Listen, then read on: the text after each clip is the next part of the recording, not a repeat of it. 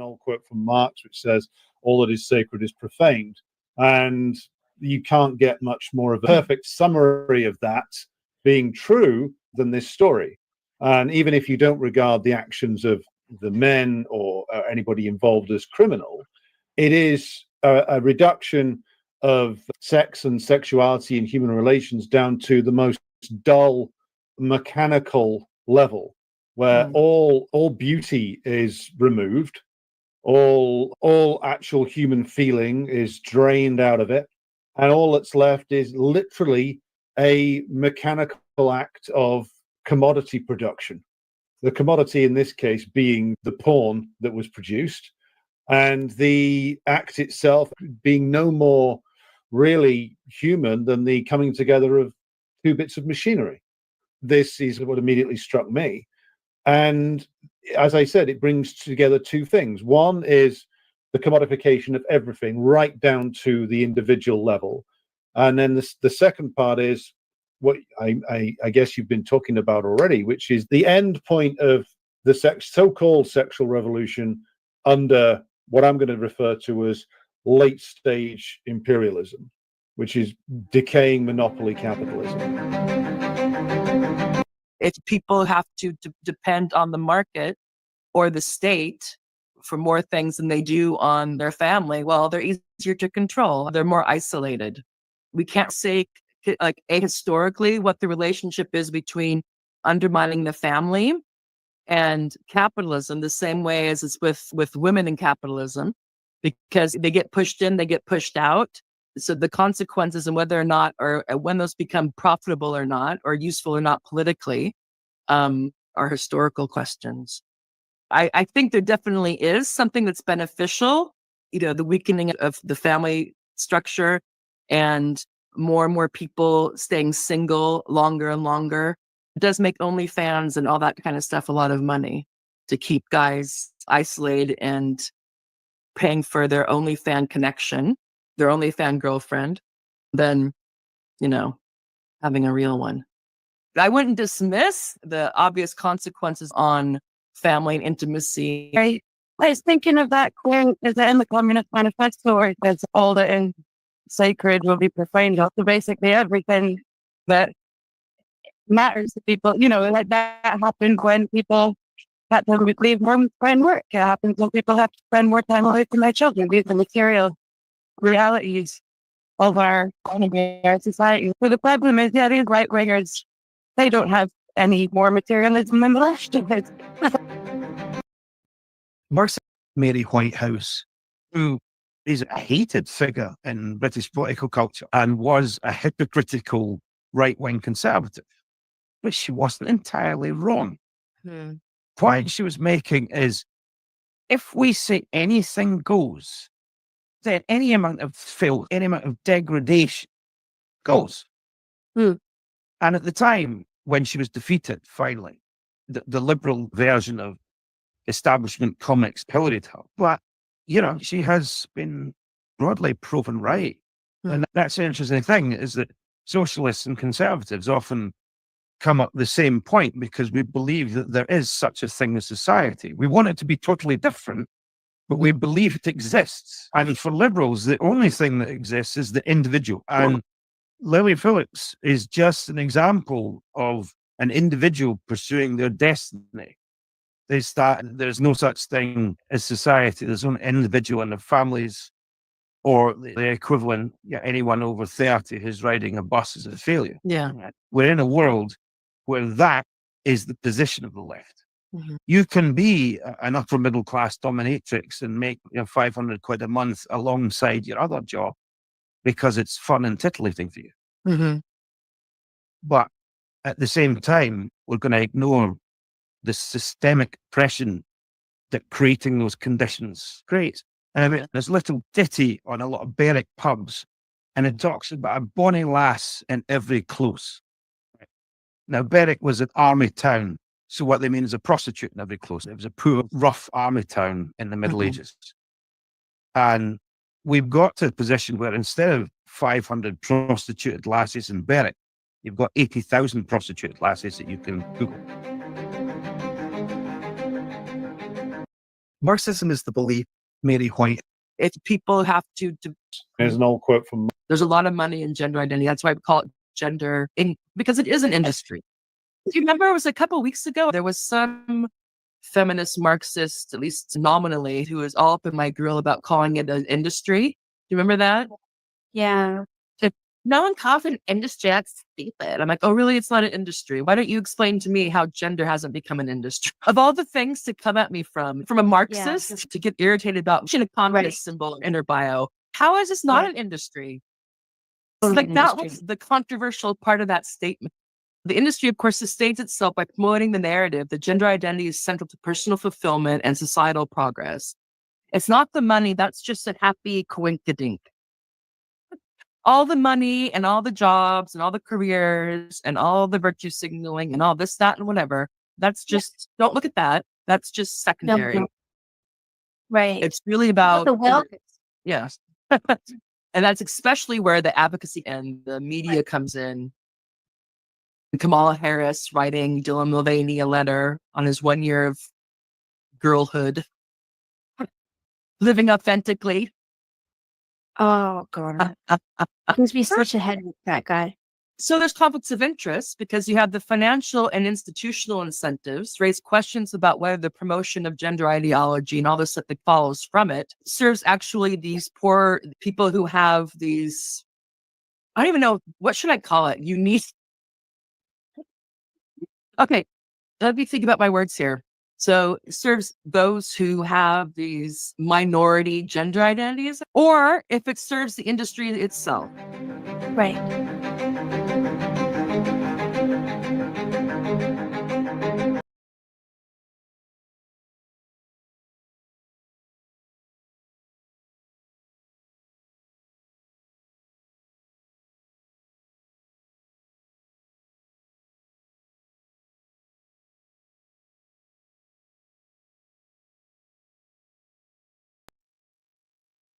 Men who have no direct interaction with women, how much of that is reliance on pornography or OnlyFans? I was thinking about this because people say these guys really were taking advantage of her.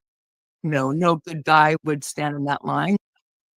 Well, I think that's probably true about the failure that we have to associate. And I think it's not just between men and women. I saw a statistic, I think it was 40% of American men under 25 don't have a friend. And let alone a girlfriend. You hear about the loneliness epidemic. So people waiting longer to get married or not getting married. I usually think about it like economic terms, but it could also be this alienation or this disconnect that's growing. And I understand why when people are talking about prostitution or pornography, they focus on how it objectifies women and makes them this thing for men to use for gratification. And I'm not saying that's not overall the case, but I noticed how these men are being talked about, her OnlyFans subscribers who were selected to participate in this, I'll just call it event. Either the perverts or predators or, just opportunists who will screw anything that moves, which to me is denying any kind of subjectivity or any kind of complexity. I get why that would be people's first reaction, but I think it's really limiting if we want to try to turn the ship around. And Phillips apparently made over $2 million from her OnlyFans page, and she organized this, planned it, screened the participants, and all of that. So it becomes difficult to use these old categories on the men who are involved in this.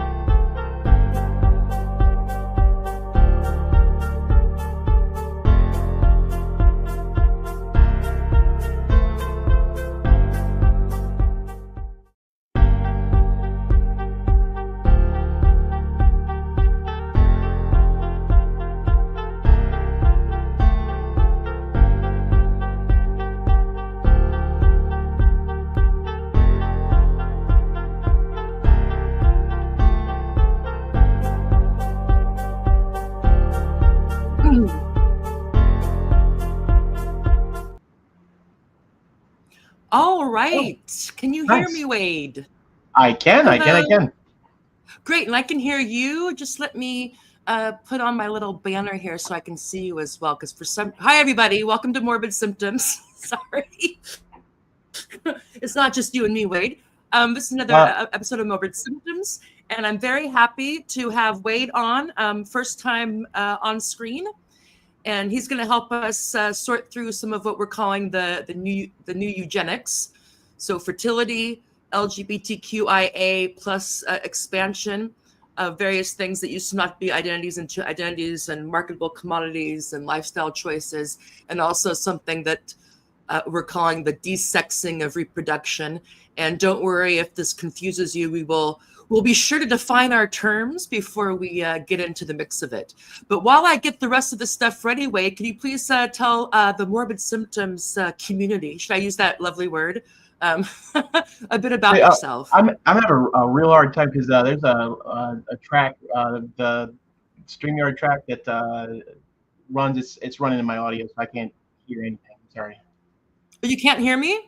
I can hear you, but there's a track of the preview going like. Oh, in my really? audio, so okay.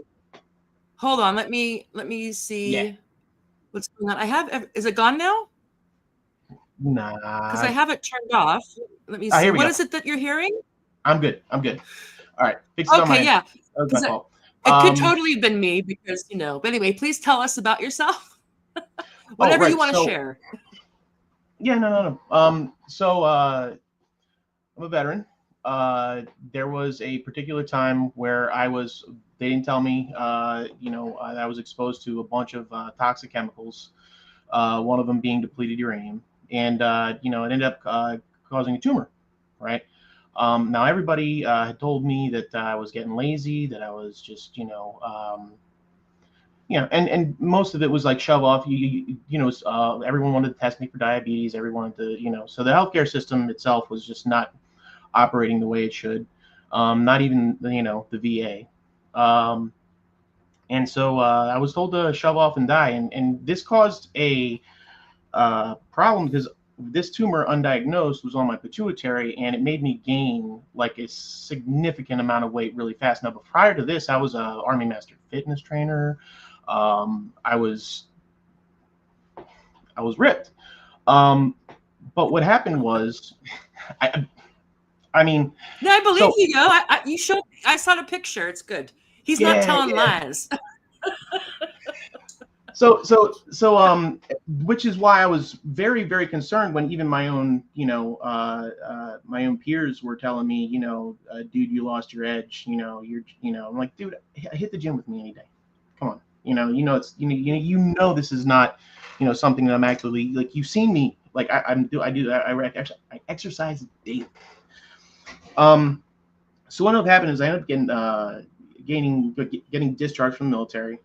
They even denied me the medical at first. I had to retroactively get that. But the main thing that happened is I gained 450. Like I was 450 pounds. Right. Really? It was a massive. Yeah. Whoa. Yeah. It was a massive weight gain. I was nearly dead. Mm-hmm. I just refused to die. That's really what had happened. I was eventually I was like, okay, my problem here is that I am not taking this into my own hands. My problem here is that I have not, taken ownership of my own health. I've left it in the hands of people who are honestly not even interested, either because of insurance protocols or because they were trained wrong, ultimately. Mm-hmm. So I went and did a serious amount of research, and since I'd already been to college, and mind you, when I went, I was very young and I was really stupid, but I did end up in molecular biology. I did end up learning how to at least read these medical journals, right? And that was a great foundation for me to figure out what the heck was wrong with me. Went through a number of things, but in the process, I ended up learning the mechanisms for, basically what causes most neurochemical deficiencies or malfunctions, right? So Everything from like, because once you know the basic functions of your synapses and how each one of these neurotransmitters affects you, and you understand how complex, imbalances of more than one can lead to wildly different conditions, it all snaps into place, and so really what I have is a bunch of privately studied information that I've gathered, that I've tested. Self-taught, Yeah, auto-dictate, yeah. Yeah. And in the course of the last few years, it's not only taken me, I only lost about 200 pounds, but I've also been able to help people figure out their from all different kinds of issues, whether it be from executive function disorder, ADD, anxiety, depression, even extremely low libido, low testosterone, things of that nature. Which is a nice segue, which is how you, sorry, I just want to stop you right there, which is why you and I initially started chatting on X, is because I'll get to that now. But before I get to that, and we'll segue into our topic, and then you'll see why I want to make two things clear, even though that neither Wade or I are medical doctors. So this is not medical advice. It's not what we always say. The crypto guys, this isn't financial advice, but let me go ahead and give it to you. And also, while Wade is a proud member of the American Communist Party, he is here as an individual. This is not the official proclamations of the ACP on fertility or the desexing of any of the topics we're talking about here. Maybe I look forward to their policy statements on the new eugenics that we're calling it, as a question mark. But Wade is a good follow. Here is his X profile.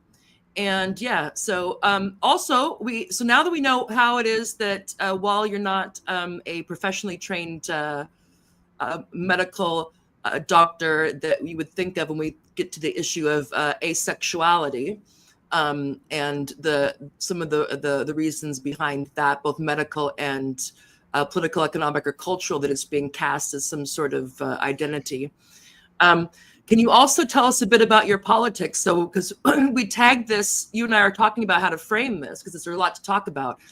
And I decide on cultural political economy. So when you, why don't you tell us, the audience, a bit about, because it says here you're an American Marxist-Leninist. So just a bit about what that means in terms of when you look at an issue like asexuality or fertility levels dropping, or all this talk about artificial wombs. What does your spidey Marxist-Leninist sense pick up on your brain, just in general terms? And then we'll get into more of the nitty-gritty of this topic. Okay, so Marxism-Leninism, as far as, I guess, the simplest explanation is applying science to socioeconomics. We're not interested in metaphysics. We're not interested, or I'm not interested in metaphysics. I'm not interested in, idea superseding actual evidence. So what I'm looking for always is, show me how it works. Let me see what the evidence is. I want material and substantial things to measure before I can, turn around and make a conclusion about it. And if I don't have that, if it's just an idea, well, ideas are great, but they don't make the world move. Material reality makes the world move. Socioeconomic conditions, actual real world relationships, things of that nature. So as far as my spidey sense on this, I look, on a personal level, maybe some of this stuff does exist, but I think it's such a small percentage, because most of the reasons that I've seen, actually personally seen, I had a friend who, after figuring out their nutrition and getting them, supplemented correctly, they stopped being so very unsure about their gender, and were went from basically envy to very female. So, And non-binary. yeah. Well, I mean, hey, That's what yeah, that's just there you was can use some- that word here. We can, I mean, I'm not gonna police your speech, Wade, very much. Okay. But yeah, but I think that's Well, an yeah, important thing is that we'll touch back upon when we get into the LGBTQ. I'm just gonna say LGBT, but when I say that, I'm mainly talking about everything after the B, but it comes as a group. That So some of this stuff could be hormonal. Brass tacks, I'm going to say So this. I'm going to say I really do think it's a combination of engineered malnutrition deliberately, right? To generate engineered predatory healthcare, which then turns around and uses the symptoms of that malnutrition to prey upon people, tell them they have even more wrong with them, and then try and milk them, treat them like cows to be milked. Okay. And so we know that's the thesis. So now we'll start back from the beginning. How Wade and I came to, we've been mutuals on X for a while, but we started to talk because this thing came out, was it 2 weeks ago? So King's College came out with this thing informing us that asexual people face ignorance and intolerance in the UK, studies suggest. And I'm just going to tell you that it wasn't very, the methodology of the study is also suspect, but we're not going to get into I'll have my science officer come on, Vuk, and get into that later. But I, because I'm, people who watch the show know that I can be a bit of a smart ass. So oops, sorry. So I tweeted out this. I wrote, fingers and toes crossed that this is the jump the shark moment for the bespoke identity university grift pipeline. And then I just read the topic. Asexual people face ignorance and intolerance in the UK. Study suggests 1 in 4 participants. Here's what I love. It's because they say it like it's a fact. 1 in 4 participants wrongly believe asexuality is a mental health problem. And then I go, remember when these charlatans told us we were wrong to believe that there was only one type of woman, female? Now they demand we accept absence as an identity. And now and I'm not an expert in asexuality, okay? But first of all, I'm wondering, if you don't have a sexuality, is that a sexuality? And to me, here's what I think. I think either it's just bullshit because it makes you seem more scarce. Yeah, if I'm asexual, then whether I'm interested in women or men or both, it makes it seem like I'm a more valuable, thing to get. Like if I'm like my switch was turned on, but then this guy, he flipped my switch, or this woman or whatever, or it's a coping thing because either you have social issues or nobody has regard you in that way, or, and this was where you come in, or probably both aspects of both your political economic outlook and what you looked into the medical aspect of it all. You need a full medical workup. And I'll ask you what you think, because to me, if you literally have no sexual desire, there's something going on there, either physical or mental or in combination or environmental. So anyway, I said, is there anything universities and clout chasers won't try to frame as an oppressed identity? For fuck's sake. Sorry. I don't cuss that much, but occasionally I do, Wade. So this is what, and Wade, yeah, well, that's right, from the military.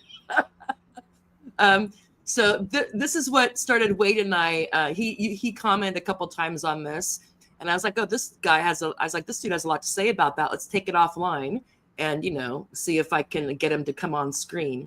But anyway, what was your initial reaction when you saw this thing that, first of all, asexual people are an identity group and they face ignorance and intolerance, and people are wrong if they think it's something, if it's a what would you call it, an illness or a mental illness or a physical issue, right? That's wrong, and that these people are going to teach us that asexuality is just like homosexuality or heterosexuality, and needs its own flag and clothing line and corporate sponsors, et cetera, et cetera. Right. Well, so no, I think that there is a high chance that the vast majority of people who suffer from asexuality haven't even been tested for, basic malnutrition, let alone hormone levels. They've never seen, an endocrinologist, and certainly not a dietitian. These are things that one would probably want to clear before even walking down the path of I'm this or that. But the problem that I have with this academic study is that they start with the presupposition that people are asexual, and then they say it's a false concept or idea that they should think about any other medical concerns before they come to this conclusion. So like I said, I'm the eternal skeptic. Maybe it's a thing. And I would just like to say I'd like people to first consider taking care of their health. Right. And I'm not saying that as a looking down on them kind of thing. That's really because I've been there. One of the things that the tumor that I had did was destroy, and I do mean destroy, my libido. It killed it. And I started to really like, and mind you, I knew it was wrong because I knew what I was like before. You know what I'm saying? But you know what I'm saying? yeah. I had, so I knew I had to get it fixed because I really wanted to get it fixed. But if you've say for calm example, down, ladies and gents. Wade's married. if for example, you like grew up in a food desert, right? And you have an extraordinarily low amount of some very specific micronutrients that are essential for testosterone production, or maybe you have an overabundance of something that's causing your brain to overproduce things like prolactin. And there's a number of different ways that asexuality can come into being from the start because you never had the nutrients to even synthesize the kind of hormones that were necessary for you to feel something in the first place. Now, if I was born and suffered through an entire, food desert throughout my entire life, and with that particular imbalance that I had when I got the tumor, I would probably think I was asexual because there was zero. I mean, zero. Like, I mean, there were times when I was just mad at myself because I wanted to Nothing going on. Right, Yeah. exactly. I wanted to want, Yeah. and I did. So it's one of those things. Listen, it's because I care about these people. I mean, it's because I care about everybody in general, really. But I mean, I genuinely. Well, you care. are a communist, so you're supposed to care about people. Not that that people who aren't communists don't care about people. It's not about being edgy. It's really about like, listen, I suffered through a bunch of things that everybody told me I was crazy. They told me I was crazy. They injected what their idea, what their opinion, and none of it was ever approached in a scientific way. It was always preconceptions, prejudices, etc. And because of that, I was left extraordinarily confused, and it nearly killed me. Right? Like, this was something that was nearly a death sentence. At 450 pounds, I was feeling myself going. It's just what it is. Oh yeah. Right. So, this is the same kind of stuff that they do for everybody because the system is primarily based on insurance protocols that bilk you for everything that you got. And if you got a problem, they're looking to put you on medication that'll make it even bigger problem. Like, for example, serotonin. I'm sorry. I don't need to. I appreciate it. Yeah.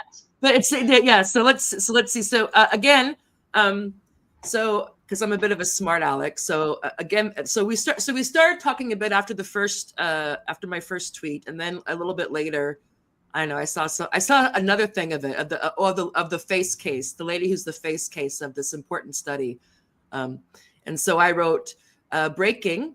Tara faces ignorance and intolerance. Study suggests that's me. 1 in 4 surveyed wrongly believed Tara is just a person. Researchers warn that failing to recognize Tara as a distinct and marginalized category of human could have serious consequences. Here are the key findings from the Tara Studies Institute. 74% of people don't validate Tara's unique struggle and beauty on site. Bastards. 62% fail to find Tara's various tastes and preferences super interesting.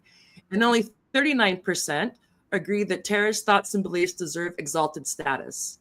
Experts call for urgent policy intervention to combat systemic Taraphobia, hashtag Tara Rights Now, hashtag Protect Tara, hashtag End Taraphobia. And I should say that the 4 people, I interviewed 4 people, and there was my household.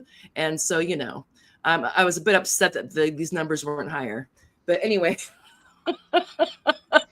and this just kind of gets at it, because very much this comes of the cultural with the political and the economic, because very much I agree with you that with, especially in the States, but not just in the States, but particularly in the States, we have a for-profit so-called health, misnomer healthcare system.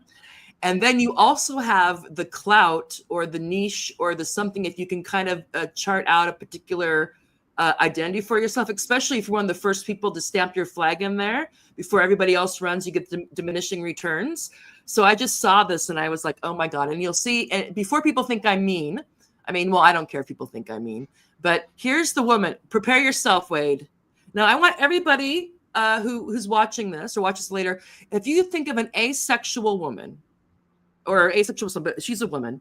So asexual. So just nothing gets, just uninterested. Yeah. So, asexual, no sexual desire at all. And then we're all going to see how terrible we are with our misperceived ideas about how this person would present, to use their terms, in public. If someone has absolutely no desire in anybody else or being desired by somebody else, I don't know. What do we think they might look like? Well, be prepared, be prepared, asexual phobics. Be prepared to have your bias challenged in real time. Are you ready, Wade? Yeah, let's do it. Here she is. So, this is Yasmin Benoit, and she's the one who is going to be a part of this asexual study to increase. So I'm sure that it's very scientific. I'm sure it'll be very autoethnographic, which means like diaries of her feelings about how people think. So here's the problem. If you're not thinking about asexuality at all, that's bad. Or if you are aware of asexuality, but you think that if somebody has it, they should, think about the nutrition and their mental health, or, there could be something else going on, because humans tend to have, it's normal to have a sex drive. We're not all, Don Juans or, whatever, but I'm trying to think of the female version, but, so, and to raise our consciousness about, how we should think about these things. But here she is. This is her pinned tweet. I didn't go digging for this. This is Ms. Benoit's pinned tweet on X. And she says, I did it. It was an honor to be the first asexual person to lead Pride London. Asexual representation matters. Our recognition matters. Our protection matters. I didn't know that asexuals were under attack, whatever. Our voice, and I, maybe they are, and I'm just not aware of it. Our voices matter. We matter. Blah, blah, blah. Thank you all for your support throughout the day. Hashtag, this is what asexual looks like.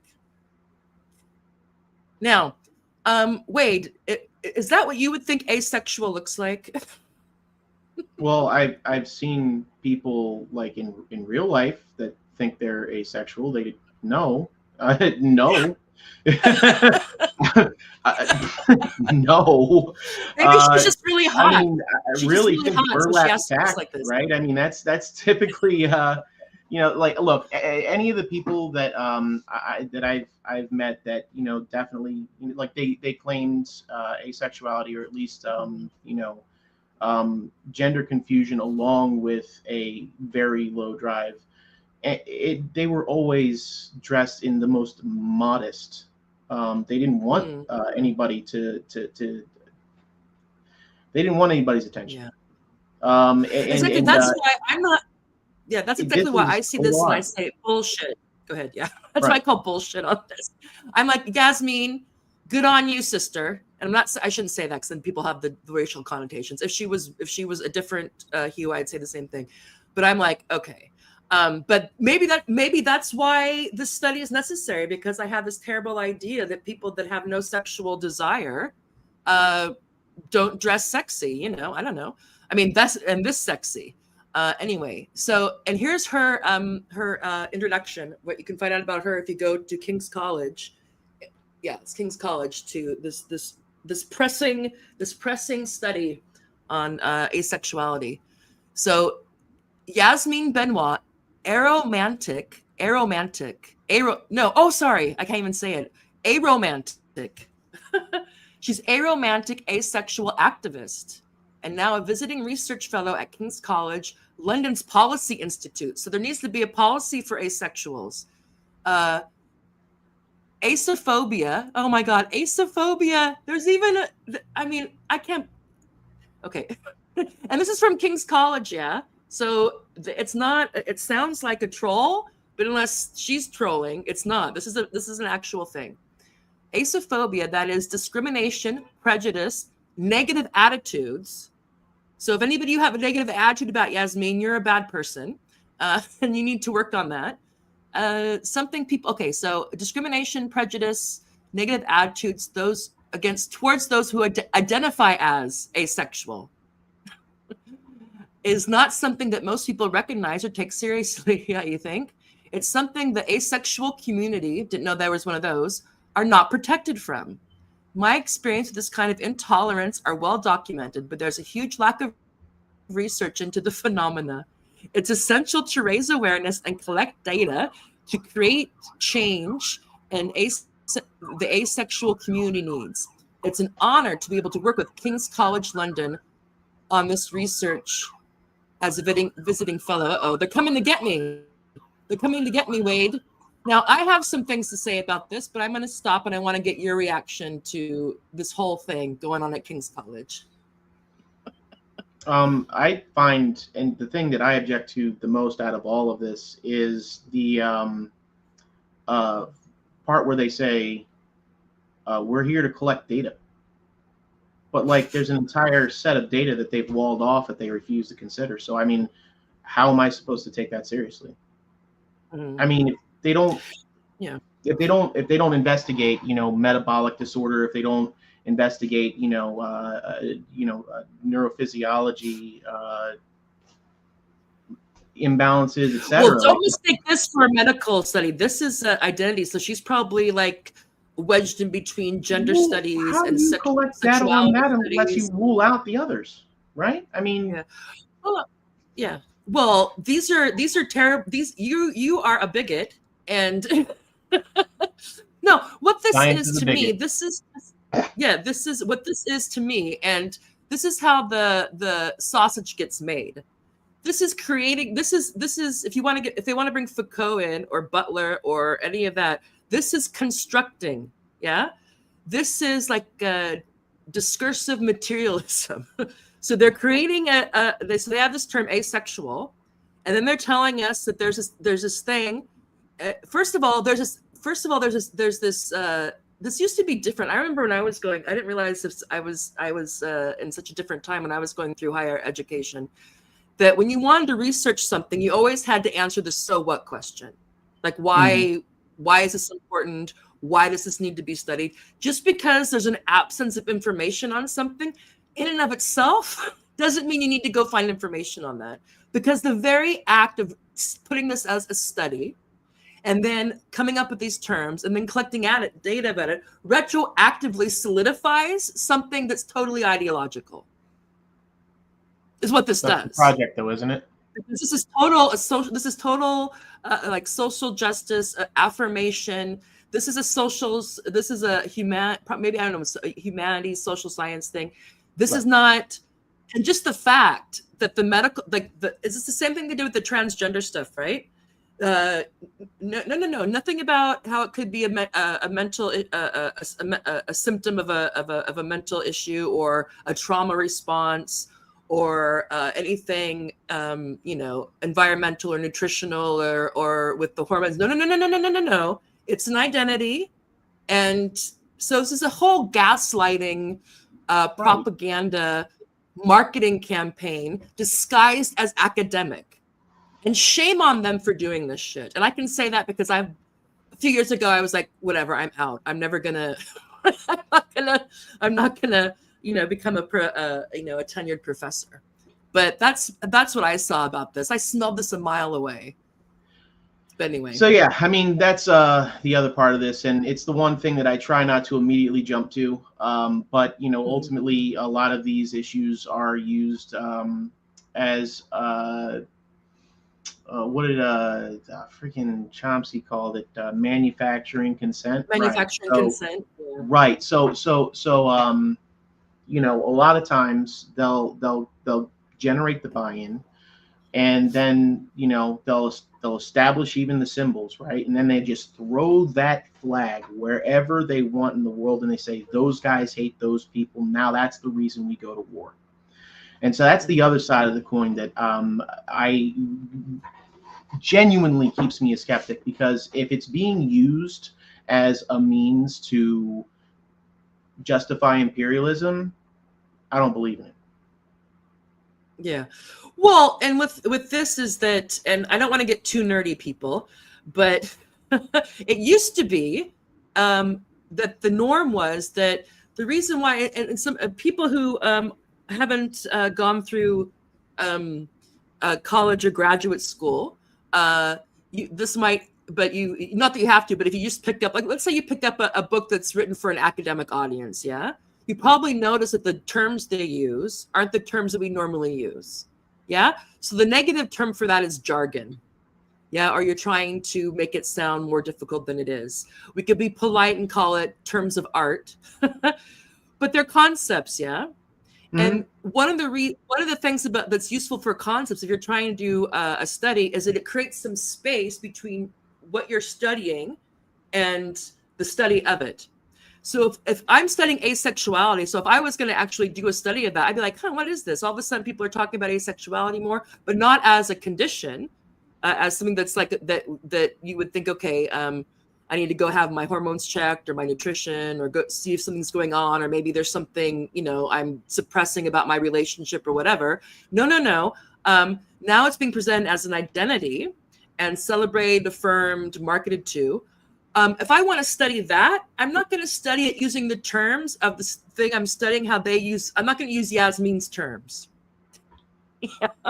Right. I'm going to use a variety, and so it gets a bit confusing. And I'm not saying that academics don't throw out create terms when they don't need to, or old wine, new bottles, or vice versa.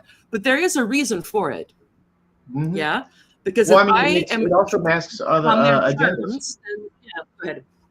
I'm sorry. So it masks agendas. So there's a number of agendas that are out there: the degrowth agenda, the Malthusian agenda, right? I mean, as automation and industrial and tech continues to advance, they're needing less and less of us. And the problem with that is there's more and more of us. And what they say about revolution. Revolution is only 3 missed meals away. So they have to do population control, and that means convincing us that editing ourselves out of the gene pool is, or I shouldn't say gene pool, the epigenetic pool, but editing ourselves out. Say what? Yeah, it's like okay. Pedro would be very displeased with me. But anyway, it's Malthusian. It only benefits the wealthy, who want to keep their profits, who want to keep absolutely everything that they have, to control over us. And when there's too many of us, that's just becomes an impossible proposition, right? So convincing us to, be mentally ill, and that's okay. Because a lot of these things, I mean, okay, so let me get this. Let me backtrack that a little bit. If you're malnourished, right? There's not just a bodily, malnourished. There is legitimately a neurochemical malnourishment. There's a hormonal malnourishment. There are specific vitamins, minerals. We're talking selenium, zinc, vitamin D, vitamin E. Do you know how many people? Vitamin E. Look at that. Look at that. That 86% of us do not get enough vitamin E.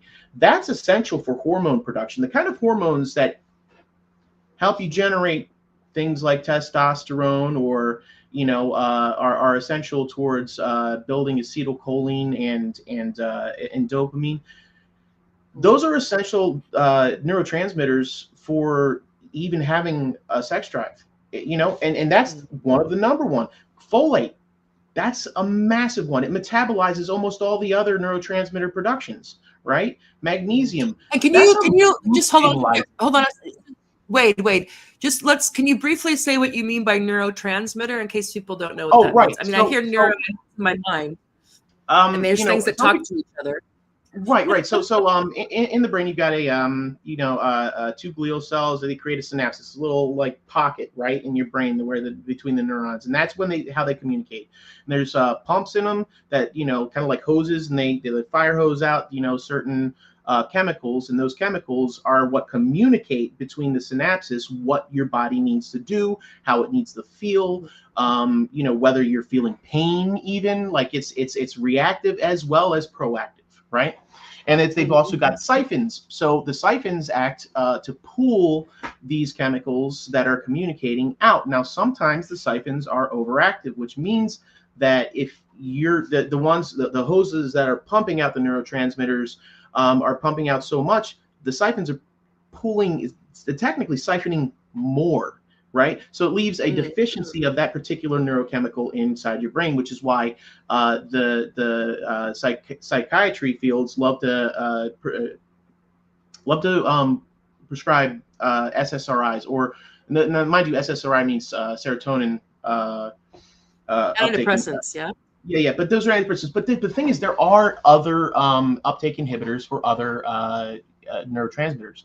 Not every neurotransmitter does the same thing, and some of them cover wide gamut of functions that tell your body to do all sorts of things. Maybe signal your body to move. Acetylcholine, for example, that's responsible for motion. It's responsible for motivation. It's responsible. Okay, for so memory. the point you're wanting to make here is that. That when these things like not just asexuality, so the lack of sex drive, lack of sex drive, period. Yeah, but what I wanted to add is that because you mentioned earlier that you had a friend who thought they were non-binary, or or that label made sense to them, and then after they got their got some nutrition and various things. There was a hormonal and neurotransmitter imbalance. Technically, neurotransmitters are hormones, but that is a very specific type of that deal with the nervous system. But so and we're not doctors here, but he has an anecdotal example of. So why I want to bring this in is that these things that are being couched, and this is just a speculation here, and other people have looked into it in more detail than I have, and I don't have Wade's knowledge on the neurotransmitter and the various things going on, and would you say the siphon? Yeah. Yes, but what I want to break this in is LGBTQIA, especially the TQ. Well, intersex is a different thing. I'm just gonna. That's a developmental disorder of the sexual reproductive system. But that also gets crammed in here, which I'm sure also has environmental factors. There's places where they have more intersex conditions than others. However, is that part of this? It could be that part of this. What do I want to say? I want to ask you, is it fair to say, or at least a reasonable hypothesis, is that we know that there's lots of money in gender industry, for lack of a better word, and everything the TQ plus. Now we have asexuality, and we know that, and people have done the fact about the type of people who say they're trans, and how there's the autogynephiles and the other and all that type of stuff, and how the women have different reasons than men. But in addition to that, what you're saying is that there could be very much a nutritional hormonal serious problem. That's one of the reasons why people the various gender menu makes sense to people. That could be another reason why they think, oh, maybe I'm that. Maybe that's why I don't seem to have the drives or the interest that the people around me have, is because I'm non-binary, or I'm trans, or I'm asexual. Go ahead. So there's one thing. Okay, so this is an example of how we're being fed wrong information. Tyrosine But first things first, Wade, is that a reasonable hypothesis? That's a reasonable hypothesis. I'm sorry, I'd already now there we go. Now elaborate. Now elaborate. It's your wheelhouse. Now elaborate. Okay, so so without the proper without the proper balance of hormones, you really can't know anything. The amount of confusion that I experienced while gaining, an excessive amount of weight for no reason whatsoever. It had me everything from honestly, it had me feeling like I was pregnant. And like, if you imagine what a pregnant woman feels like that's that's the part of the brain that maybe you were trans. Look, man, I absolutely, well, the thing is, if that was how I felt my entire life, I might just have. I'm not even kidding. It was the wildest thing that I'd ever experienced. And it's a little embarrassing talking about it like this. I mean, thank God I figured, the whole damn thing out, got the right diagnosis, got the right medication, and got this sorted. But yeah, no, I mean, it was an extraordinary, and I hate to say it, but like the personal experience of having, hormones being wildly off balance. Yeah, if I started from that point, I would have absolutely thought this was normal, and that's who I am. And and then you would have thought it was great to have an identity and a flag and a community, and I probably and that would probably be a different color flag. I mean, but for real, because and it's good one, Wade. Say what? I said good one, Wade. Yeah. Well, and having that experience and knowing that brain chemistry and hormones really decide a significant portion of personality, identity, character, and mood. I mean, if you are, like, for example, almost all of us are in the United States have a massive magnesium deficiency. That's a mood stabilizer. So the vast majority of us are prone to crashing out, to going wild, and there's an actual purpose for that too, because if we're unstable, they get to prescribe us more meds. Now I want to ask you something. And again, you'll wait to let us know if this is just his speculation, or if this is something that he's has a reason, has evidence of, or at least can draw a tenable conclusion. Because I know, I mean, you can probably tell from my accent that I'm an American, but I haven't resided there for quite some time. But even here, where I live at now, there's so many vitamins and supplements and this and that and whatever. So there's clearly, and you can't shake a stick without someone trying to sell you some magic combination of something or other that's gonna, it's gonna clear your sleep issue. It's gonna clear that and that. So you have that business, or the vitamins and the minerals and the supplements and the magical stuff that you get from deep inside some magic nut in the Amazonian forest, or I don't know, that's great for your hair. That's what they tell you. So you have that, but at the same point, you have in the state, and I realize that those vitamins and supplements are expensive, so not everybody can afford them. But you have that, but yet at the same time, you say you have this. I'll put up the chart again. You have most people, and we'll just assume that the RDA's suggested a nutrient list is not as bullshit as the food pyramid. Remember that, Wade? Yep. No, yeah, you got to eat a whole bunch of grain, like so much grain. You have to eat 500% of your daily carb intake. Yeah. So on one hand, you have this surfeit of vitamins and minerals and all kinds of stuff, whole stores dedicated to it, whole aisles of our huge grocery stores in the United States dedicated to it. Yet you have this deficiency level and then you also have the antidepressants, the ADHD, the gender clinics, all this stuff. So how do you square this? Seems like a contradiction. Yeah. So what do you think about that? Or Well, I mean, you got to go to the food industry, right? So, yeah, we've got all these vitamins and minerals and everything, and maybe back in the time of the New Deal, they were looking to, and they were trying to fortify absolutely all of their food with the minerals, because they were identifying these things. They were identifying what people were missing, which is we were much shorter as a nation. We were much less muscle dense. We were much weaker than well, right now we're giant and weak, but I mean, we were much weaker than our current potential, right? Our current potential is great because they added, sure, plenty of protein and all that. It's one of the things that we have the least problem with, but the biggest problem is they stopped fortifying. So they during the New Deal, they fortified, the processed foods with niacin, thiamine, vitamin, like this whole list, exactly. And then people grew, like what was it? It was like 5'7", and then they went to 6 foot.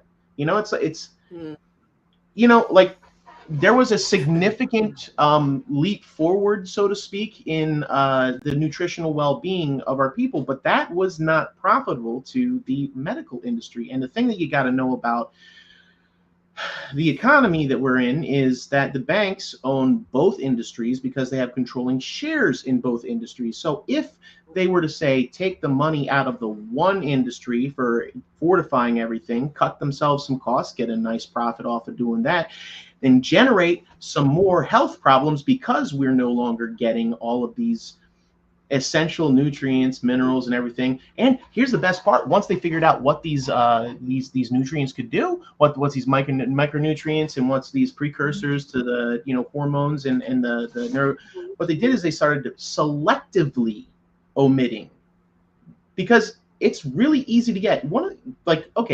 Can you say a bit? First of all, hold on. First of all, how did you come to this conclusion, or this, this strong hypothesis that people were selectively deciding what nutrients to extract from the food supply, the commodified foods? Selenium was in a significant portion of vegetables and meats. It was prevalent.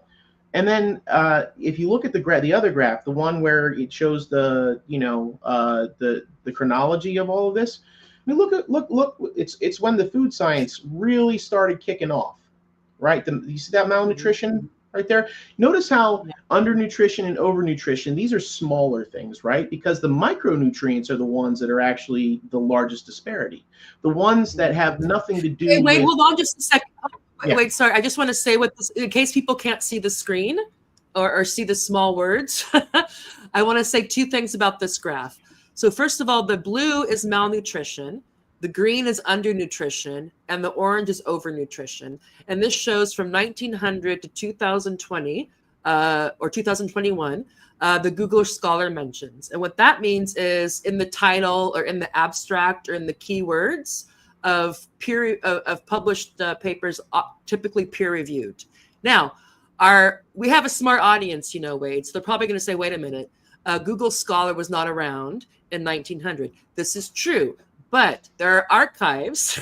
There was analog, I can't think of the word now, but anyway, the subsequently, what was published before the internet and Google Scholar has been uploaded into the database. So if you go on Google Scholar and you type in something, if there's a digital copy of it anywhere, or even just a digital copy of of its existence, it'll pop up. So that's not the reason why there's so little interest in this between 1900 and until 2000 isn't because there wasn't the internet then.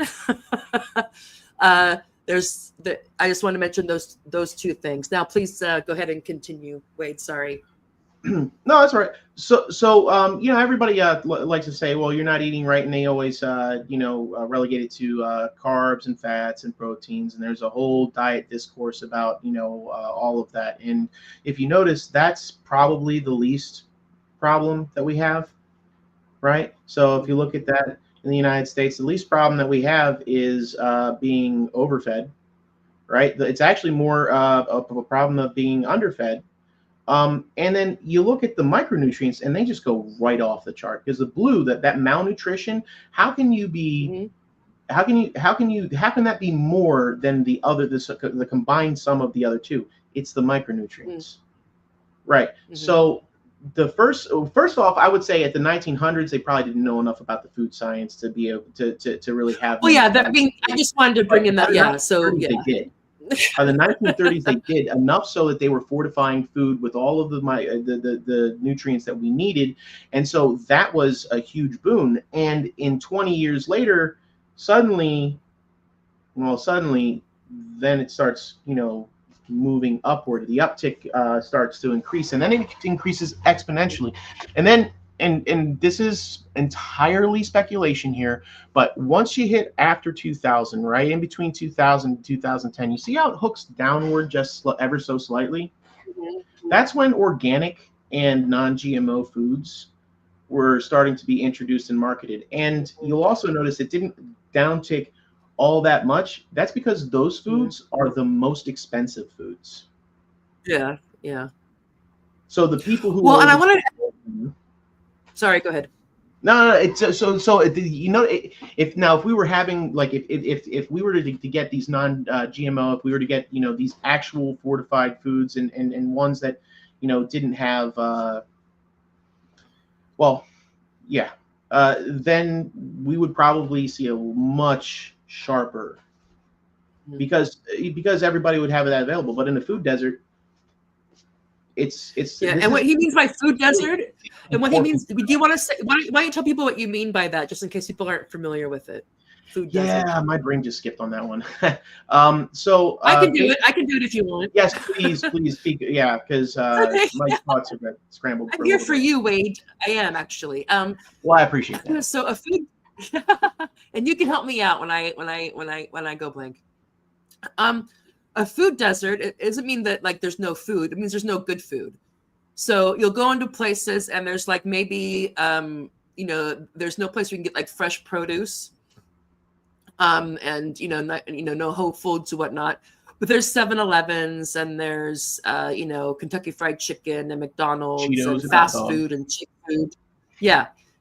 So a food desert would be like, I think they think if you don't have a grocery store or someplace within like 5 miles, or maybe it's 10, because we're very still car centric in the States. And then it's just like a food desert because people are going to buy what's available to them.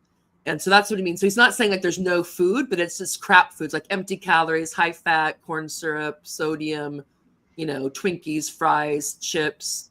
And over here, they typically like to charge extra if you're in a food desert for those things. So you'll be spending $5 on a box of freaking Kraft macaroni and cheese, and that's like the worst stuff for you in the world. But it's all you can afford, and it's literally one of the few things they'll sell to you. So it's a very bad situation. Mm-hmm. And this is also the thing where you have although that's not only the case, there's some parents who I think just assume that their kids don't want to eat anything. So you might know that it's like the kids no matter what's going on, the kids always have like fries, chicken fingers, and applesauce.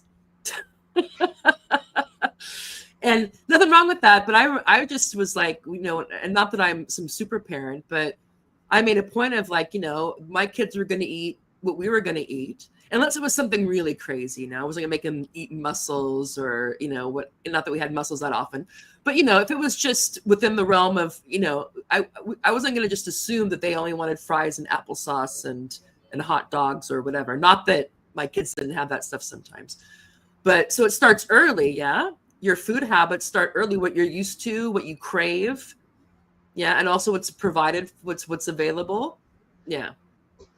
So food desert is that's kind of what it means, is that that you're in a place where it's really difficult, like literally like there isn't stuff there. Literally there isn't a store or a farmer's market there that sells what we would consider like, you know, unprocessed, healthy fruits and vegetables, and protein's also important.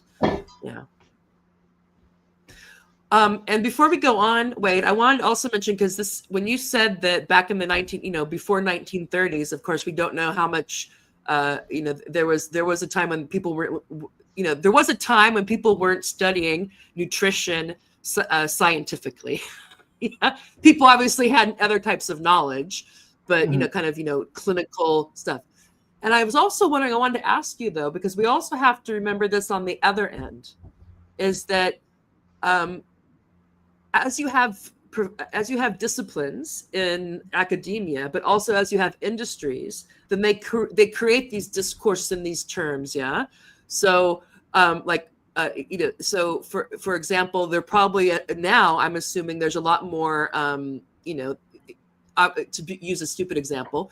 If you go back, there's for most of it, you wouldn't find many Google hits on non-binary or asexual or neurodivergent or differently abled or I don't know, incel.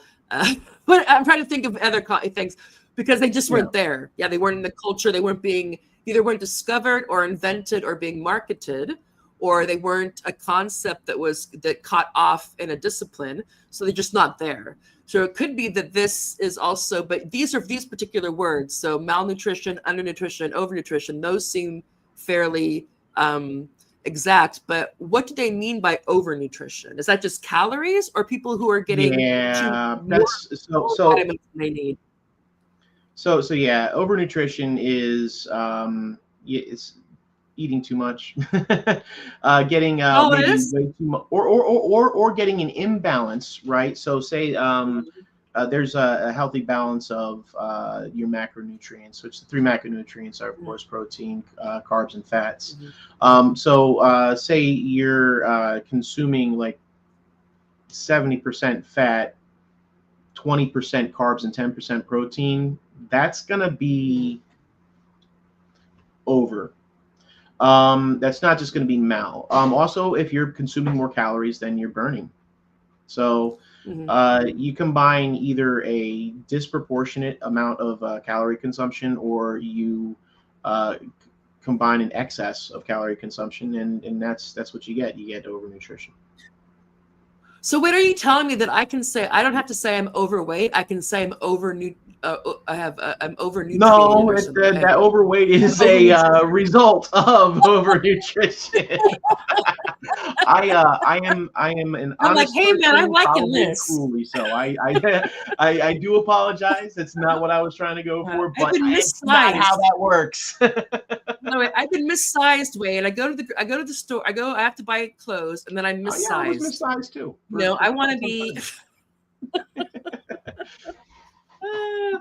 Okay, so great. And how are you doing? Do you need to take a tea break or something? Or are we all right?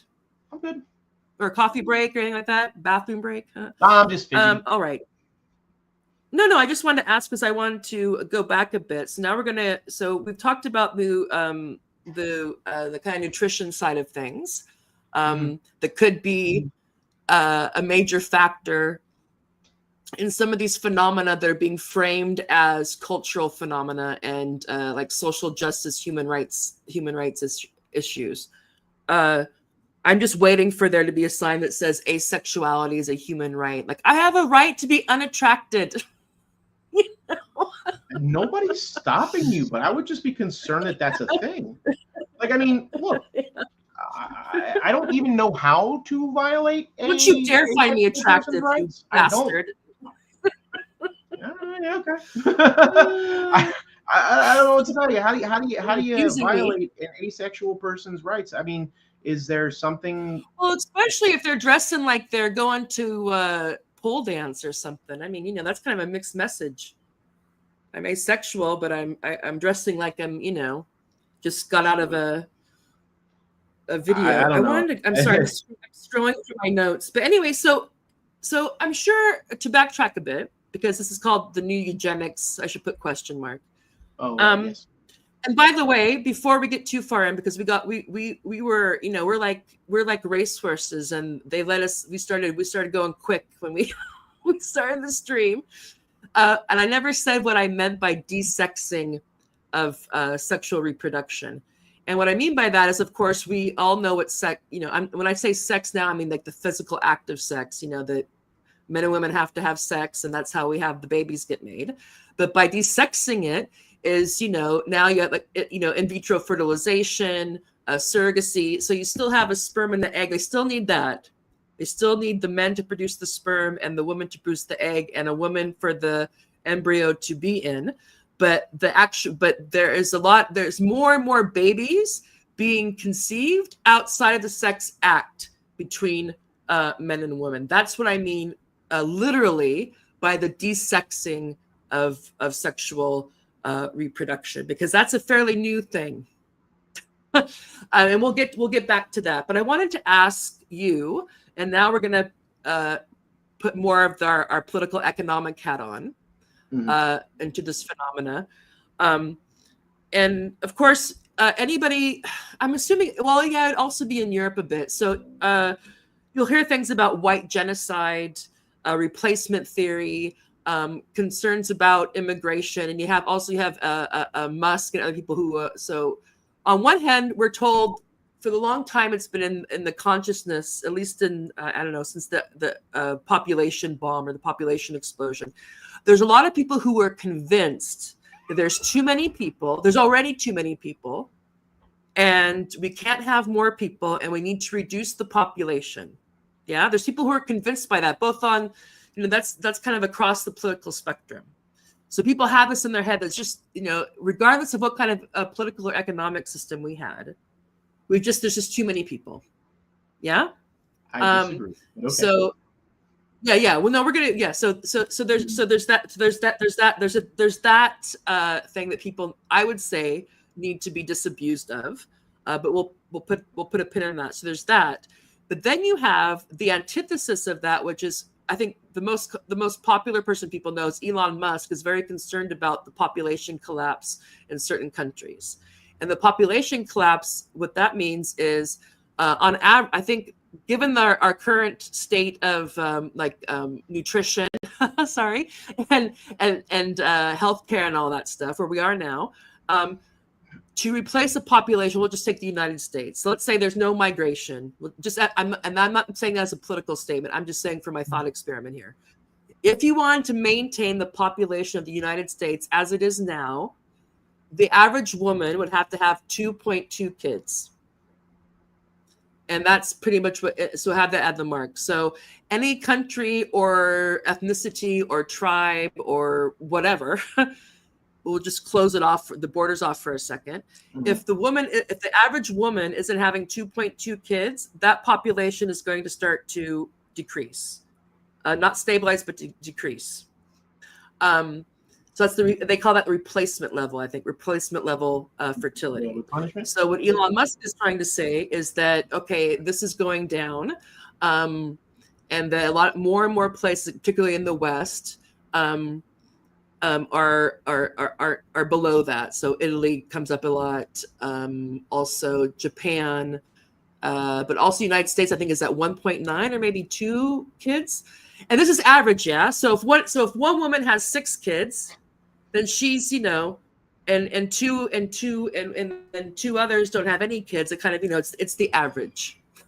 So there's that, and then there's the more paranoid aspect, because about the replacement. That, for example, there's an idea, and I'll let you talk about this because you were in the States when this was going on. Maybe it's still a factor. The idea that they want to flood the border with people from other countries, and also who look different from, you know, that tend not to be white, because they want to quote unquote replace white men. So there's all that going on, and we're told, and those things get laughed at. Oh, that's crazy, you know, or especially like the overpopulation one. People tend to accept that, but the people who want to go against the overpopulation, or the people who think that there's some sort of plan or some sort of, maybe not necessarily initially a plan, but people who want to change the population dynamics or demographics for let's just say nefarious or class-based reasons. And those people are kind of like, oh, you're crazy. But what you've just said is that if you look at the nutrition and the food system and the medical system, there seems to be like you wouldn't orchestrate, if you were trying to have a healthy population, this is not how you would have these systems be. So then the question becomes, well, why is this how it is when it comes to the food system and the medical, and we'll just call it medical care, healthcare in the States? So I'll stop talking now, and I just want to get your comment on those three things. So I think the way it's being framed is probably problematic as far as like the white genocide thing. The real, the replacement and whatnot. There's a number of factors that go into this, and one of them I'm going to step right the heck out of the conversation and talk about another thing. Interracial marriages are at an uptick amongst white people, like 1 out of every 6. And it keeps on increasing exponentially. These numbers that they're getting where white people are disappearing is really just us integrating, because we sort of had a problem with that beforehand, and successive generations are now just seeing other people as human, which is a very good thing. Thank you, civil rights movement. So they're marrying, and the kids are being born interracial, so they're not being considered white by these census people because, well, racism, and because they're technically 2 different races. So that's part of the reason. The other part of the reason, and this is there is the low birth rate, right? And I'm going to step out of pocket again outside of this particular framework. The entire system of immigration is based off of getting everybody distracted about race while they're just importing wage slavery, right? Labor. It's about preserving wage slavery. The idea is you get as many people who come in as quote unquote illegal, and you have like the companies, they don't ever get pursued for this, but they hire people under the table, right? And those people work for far less than an American would, which is wage slavery, because the minimum wage is supposed to be what's a subsistence, and that's not even subsistence here. So you have to have more than one job, one full-time job at minimum wage. You gotta have 2, maybe even 3, right, just to be able to survive over here. So we're not even making minimum wage. We're not even making what really constitutes as a living wage over here. We're worse wage slaves, and they want slavery to be even less expensive for them. So what they do is they open up the borders and they go, hey, you guys come flooding in, and we'll treat this as if you don't like it, you're a racist, and then we won't we won't punish the companies that are basically behind the policy making this happen, because let's face it, America's bought. And what's happening is the other side of it, the other side of the aisle is like, they're persecuting those people by sending them away. Well, now you've got 2 sides of the coin defending slavery. Now, I mean, so now let's add the declining birth rates. Who don't you want? Who don't you want in your labor force? The people that expect more money. And so all of these things combine to make a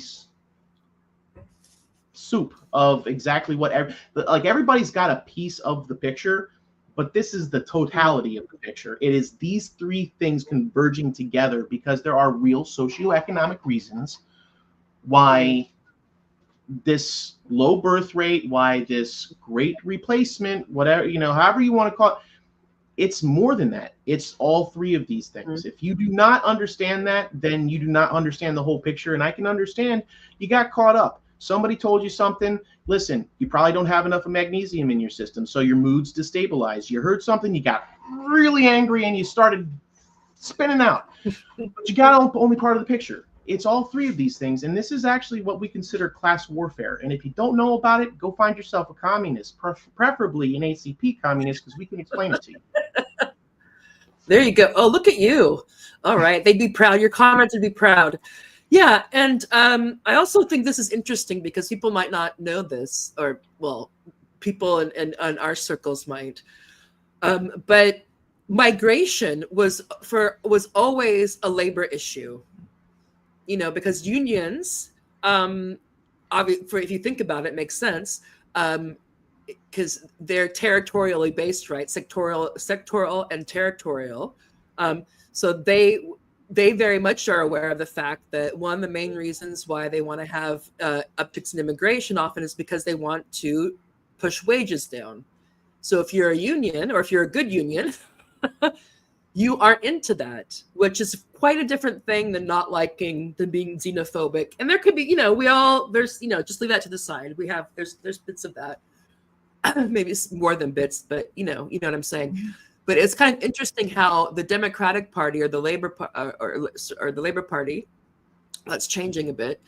How if you're actually labor or workers focused, they're going to have a very political, they're going to have a very economic understanding of migration, and for a long time, if we just look at the Democratic Party, just kind of that really went out the window after like the 90s. And all of a sudden we got this thing that somehow we're encouraged to look at immigration through always primarily a racial and cultural lens, and not through a political and economic one. And I'm not saying that people's cultural concerns are not real. Yeah. Of course, nobody wants to disappear. You know, I'm not saying, I don't, It's but not I just just, white that's just people not that are disappearing. It's literally anybody that's American that would basically assume that they're worth a living wage, and they don't want to pay that living wage. They don't even want to pay the minimum wage, which isn't a living wage. They want to pay less than that. And so it doesn't matter what race you are. If you are American, they are trying to depopulate you so that they can get more slave labor. And that's just the whole bag. Yeah, so I guess the Marxist-Leninist lens that Wade would bring on this is the idea that that you have objective phenomena. Yeah, so you have a declining birth rate on average. You know, not everybody, but on average, you don't have 2.2 in the States anymore, I don't think, or at least an aggregate. I'm sure there's some places where you do. You have economic reasons that are making it difficult for people to form families. Or you also have the best time physically for women to have babies is in their 20s. But if you have a career like the type of career that if you take a couple of years off, you're going to always be behind. And there's a reason why more and more women who do want to have kids are waiting into their 30s or even early 40s, which is why fertility things go up and whatnot. Because as far as I'm aware, and I'll let you'll know about this more than I do. The last thing I heard is that on average, a woman's fertility starts going off the cliff around 30. Like there's like a statistical. It doesn't mean like you're 30 then you can't have kids anymore. Right. I mean, I had all my kids.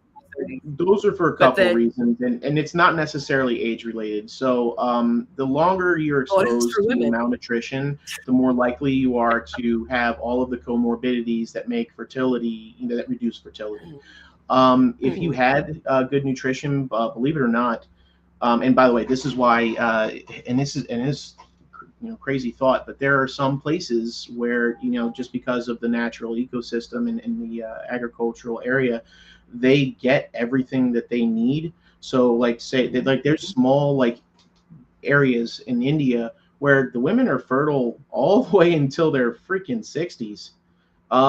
Really? Where and when you look at what the birth defect rate, it's like it goes up by 1% at 40. So everything that we're being told. I'm gonna look into this, Wade. It sounds to me, I'm always suspicious. It's like the people who say there's these little villages in Japan where people live to be 150. I'm always like, okay. Well, that's not the age thing. That's not what I'm talking about. I'm talking about look, they die at different rates at different times. They don't have the highest rate of life expectancy. This is not what I'm talking about. I'm talking about just the ability for their bodies to function the way they're supposed to. And when they have a where they have absolutely everything that they need nutritionally, the birth rates are higher and longer. They just are. So I guess to pull it back around is that when you hear things like the Great Replacement or white genocide or all that, is to think about why the people telling you presenting it in those terms are presenting it in those terms, and what that obfuscates, secrets, or marginalizes, which is the political economic aspects of it. So you do have a declining birth rate. An economy needs so many people of working age to support the people who aren't in the workforce yet, and the people who are out of it. And if your internal population isn't doing that, then you need to get them from someplace, or you're going to have a difficult time. And who do we get them from? We get them from all the places that we bomb, right? So because most of our refugees, most of the people that come to America are the places where we've bombed, where we've destroyed their infrastructure, destroyed their entire economy through imperialism, through exploitation. But I would say so refugees maybe, but we haven't bombed Mexico. We haven't bombed Mexico yet. Although they want to make the cartels terrorists, so we might start bombing them soon. I'm pretty sure Mexico is like actually filtering over now. It's the opposite direction. We're not getting we're getting more Central Americans and South Americans than we are Mexicans these days. So, but I didn't want to. So the imperialism is quite pronounced in what how I would make that not such an abstract term for people is that. The people who study immigration for a living, they talk about push and pull factors. Yeah. So there's factors that push people out of where they live and factors that pulls them to particular directions, because most people don't want to leave the country they're in and go to a totally different country. There's some people crazy like me. We like to travel, things happen, whatever. But most of the case, that's not the case. So you look at the push factors, you look at the pull factors. And oftentimes what Wade was saying is if you look at the push factors from the what do they call, they have the lovely language like the sending countries. They'll say that in the sending countries. And you look at their economic situation, and that's where the kind of the establishment of the rules of the global economy in ways that benefit certain countries over others play a significant role in these migration flows.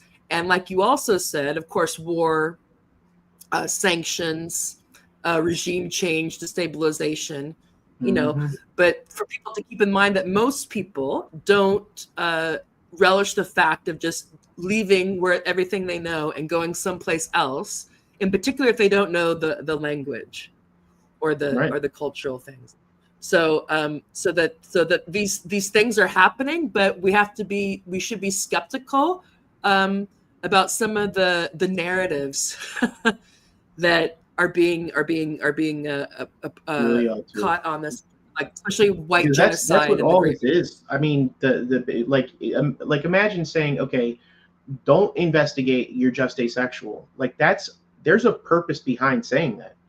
It's to get you to not investigate what the real problem is. Now, I'm not saying that asexual people don't exist, but if you've never had your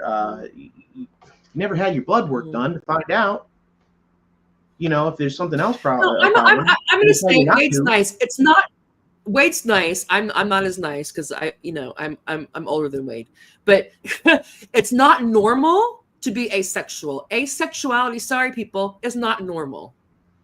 If you have no sexual desire, now I'm not saying it makes you a bad person or you have to go and get it fixed. What I'm saying is that humans are sexual animals.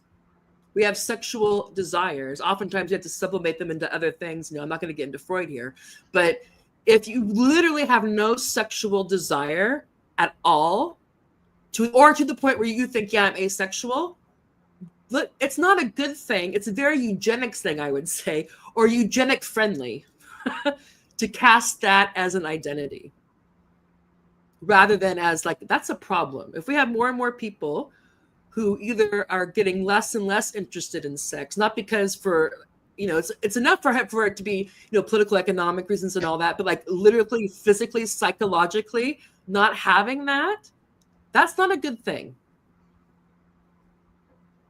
I'll say that if you won't, but it's okay. No. I mean, no, it's not a good thing. Look, for as many people, and I have helped plenty along the way, because I post about this all the time, whether in Discord channels or on X. I've had a lot of these conversations, and over the years, I've given this advice, and the people who've taken it, a lot of the times they're like, "Wow, like I had no idea that I had low testosterone until all of this stuff started getting balanced, and then my hormones started to resurface." Right. And like, I had no idea that, I was so motivated. I thought I was a lazy shitbag, like that's literally what, it's nonstop. It's not because once you start taking care of because there's nutritional factors like a alpha GPC. This is one that I think everybody should probably know about, but alpha GPC is a precursor to acetylcholine, which basically means it's a series of aminos so basically the building blocks of protein, right? It's just an amino, and all it does is it delivers a specific amino to your DNA that then starts constructing acetylcholine. And once you have enough acetylcholine in your system, you'd be surprised how motivated you are.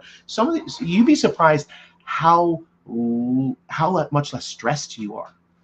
I mean, there's a massive deficiency in acetylcholine, which was not on that list, but that is also one of the big ones. Serotonin is always given as the culprit, and that's a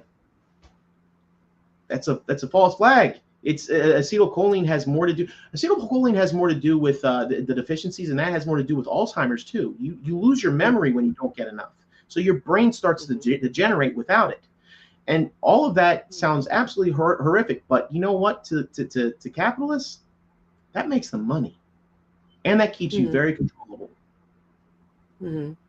Well, yeah, and if you have people with low libido or decreasing libido, low libido, yeah, for whatever reason, or you have people who, and this is a smaller percent of the population, but who knows if we go fully transhuman and there's a whole buffet of various, you don't have to be male, female anymore. You can be, an accoutrement of them. And on that note, I should put up Jennifer Billick's book.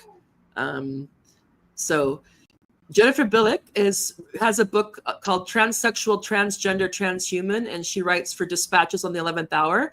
And I bring her up because from the very beginning of this, or at least for like the last, maybe since 2013 or last 10 or 11 years, she, to put it in vulgar terms, follows the money when it comes to anything gender inc, transgender related.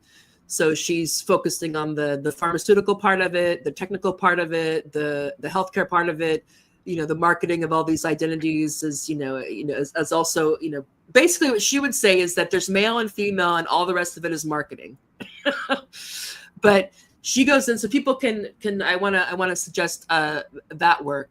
But I bring it up because, of course, while everyone is male or female, so if the government and the corporations and all the major institutions want to start convincing us that there's male women and female women, and male men and female men, or people who could be none or binary or whatever, we should be concerned about that. Even though what they would say is like, well, it's only like 1% of the population. It's like, well, but we're sexed people. But so I went into that whole diatribe, is because while I realize that there's only a small percentage of people that are actually going in and getting the full transgender kit, which requires, basically you get your sterilization, and that's the aspect of it. So oftentimes if people are going to go for the full package, get the full gender kit, they also are advised, wait for it, to deposit sperm or eggs. Because of course, if you do the falsely named male to female or female to male, you're not going to be able to have kids the regular way. Right. Yeah. And so they got but that's that company that's offering it. The pods. Yeah, that's desexing. That's another way that the reproduction of the species of humans is being separated from the actual, pardon my vulgarity, sex act. Yeah. Well, And I if mean, you're it makes money. asexual, but you want to be a parent, then you also need to have babies without, well, you're not having the sex, so you need to get an egg, maybe your own egg and somebody else's sperm. And maybe you're going to have the baby or somebody else is going to have the baby and you're going to buy that baby, which is baby trafficking. Or you have, again, gay people.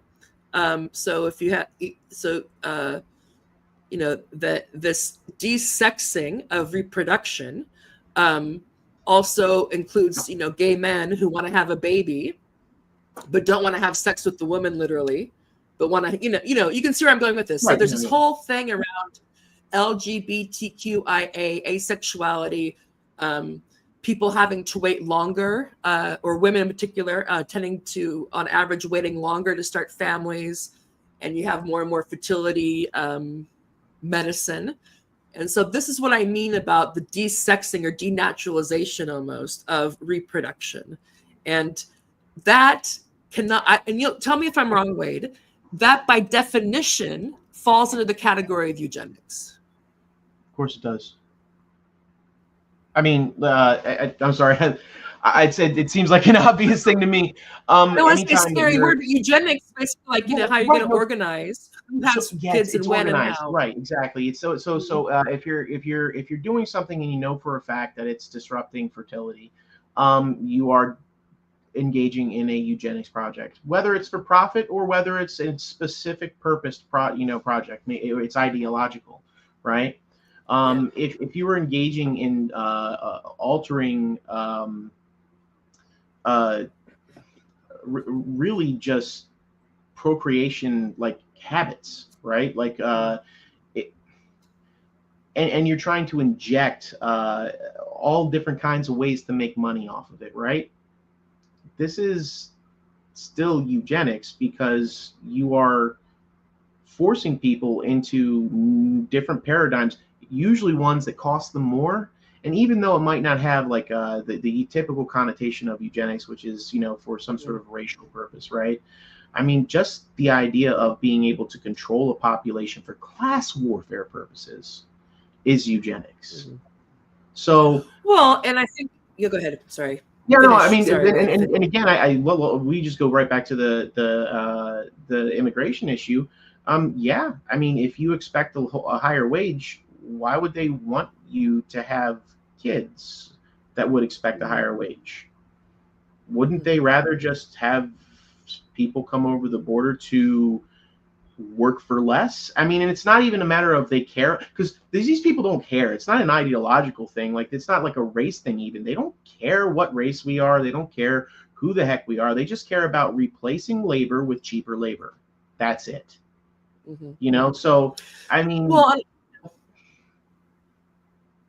yeah. No, and I think, and again, it's because you can look at it, you can have like a functional analysis. Yeah, you're like, okay, this is how, and from the point of view of like, reproduction of capital and capital accumulation and the political control, you can be like, okay, how does X fit into that? Which doesn't mean that X doesn't fit into that way. What we don't know is if that was like some master plan from the beginning, or if it just kind of within the system that we're in, you're going to kind of get these things, or people realize later, like, hey, this is not, it's not such a bad thing. I have a theory on that one too. Yeah, but what I want to say is that to put in that, because usually when you think eugenics, we think like the Holocaust, or we think of like forced sterilization, which of course is eugenics. But I want to say, so that is a type of it. Like you decide, okay, there's a particular group of people, and we want to control. We want them not to be we want to depopulate that thing, and there's various ways of doing it. But it also just kind of means like breeding practices. Yeah. And breeding, we think of like horses, and that's fine. But even if you have we'll use a different analogy here. So there's horse breeders, right?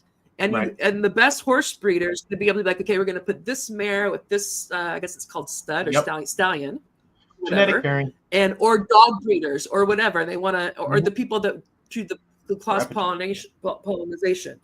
So that's also another aspect of it. Or the caste system in India was also about organized breeding between different castes of people.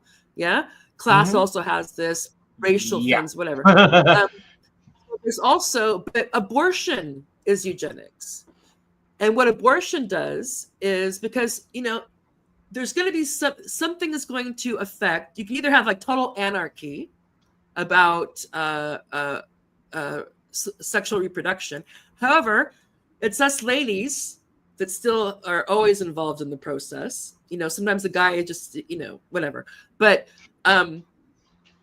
and what abortion does, and her body, her choice, my body, my choice does, is individualize, you know, basically eugenics. Basically, they individualize it. Women decide, and don't get me wrong, I'm all for women deciding. I don't want to live someplace where somebody else decides when women have babies. But in terms of the context of the culture that we're in, so it's basically like, you know, the population control, reproduction thing. Who has babies? Who has the babies? When? How? Are obviously things that govern that's of not just a family interest or an individual interest, but a broader social one. And Foucault, to bring in Foucault, would have the word biopolitics. When the state became really interested in the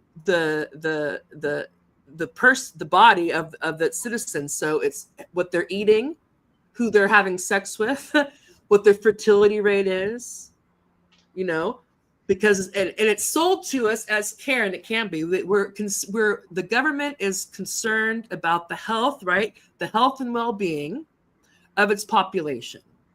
Ergo, we have these things like, here's what you should eat and here's what you shouldn't eat. Here's, you know, and now we went from having sex being a kind of a thing that was like, you know, a moral issue, a private issue, a personal issue, although, you know, double standards, to being told in the West, at least, since about the sexual revolution in the 60s, you should be having sex all the time. It should be fantastic sex. If you're not having fantastic sex all the time, there's something going on with you. So we have that on one end, all the way to the spectrum of it's also cool if you don't want to have any sex at all. That's also a sexuality. But that these things change. Yeah, and it's the idea that these things change, and it's not always organic. Because if you're the government, or if you are any kind of large industrial sector, you also have what you need from the population isn't always what the average person in that population would want for that population. If that makes sense. And it's not even, sometimes it's not even one giant conspiracy. I mean, you've got different segments of the industries that, you know, want different things. And so they clash about that. And then you've got conflicting messaging and marketing. Yeah. And I want to say, I know that we were supposed to love Du Bois, and W.D. Du Bois is, he's obviously a towering figure, but he was also a eugenicist. Yeah, the so talented 10th. Yeah, you have this idea like the talented 10th. So it wasn't just whitey, although oftentimes it has been historically, especially since the I guess 1700s or so. However, but if you go back to the first kind of this sounds terrible, but batch of intellectuals, African American intellectuals, right? Okay, I guess at the turn of the century, they were very concerned about the procreation. It was eugenics. They're very concerned about the underclass. So, you know, like the people coming from the rural sector in the South, and the people who aren't as educated in the North, they're really concerned about bringing down that birth rate. Yeah. So you have this talented 10th thing, which is also like the talented 10th, of course, they could have all the babies they wanted, but these other people, they didn't want to have. Of this on lock for American history. So I do. Go ahead. And I'd love to just Wade, hold on. I want to hear what you have to say, but I want to say I'm not trying to demean Du Bois.